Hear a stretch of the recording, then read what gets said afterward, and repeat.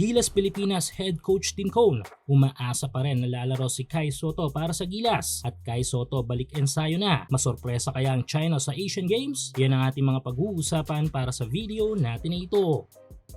Bago magtapos ang buwan na ito at sa susunod na buwan ay may dalawang matinding duty na pagdadaanan ng ating pambansang kupunan. Ito nga yung second round ng World Cup Asian Qualifiers sa 2026 Asian Games. Kaya naman paniguradong bugbog ang kaisipan ni Gilas head coach Tim Cone nito kung paano i-handle ang bawat mga laro. Pero syempre ang most important thing dito ay makauna tayo ng panalo sa second round ng World Cup Asian Qualifiers kontra sa Iran at Jordan upang makaset tayo ng magandang mood patungo sa Asian Games. Pero bago yan ay may isang malalaro na sa tingin ng marami at ni Coach Tim na bahagyang mababawasan ang isipin nito sa mga laro ng Gilas. Well, heto nga ay walang iba kundi si Kai Sotto, ang may tuturing nating generational talent na epektibo sa ating national team. Sa tangan kasing tangkad ni Kai at skills na rin sa laro ay walang duda na makakapagbigay ito ng big impact sa opensa man o depensa ng Gilas. Suportahan ang iyong paboritong kupunan sa NBA, PBA, MPBL, FIBA at iba pang mga basketball league sa Asia. Para malaman ang mga available na promo at offers, gamitin lang ang promo code na PLAYW1X.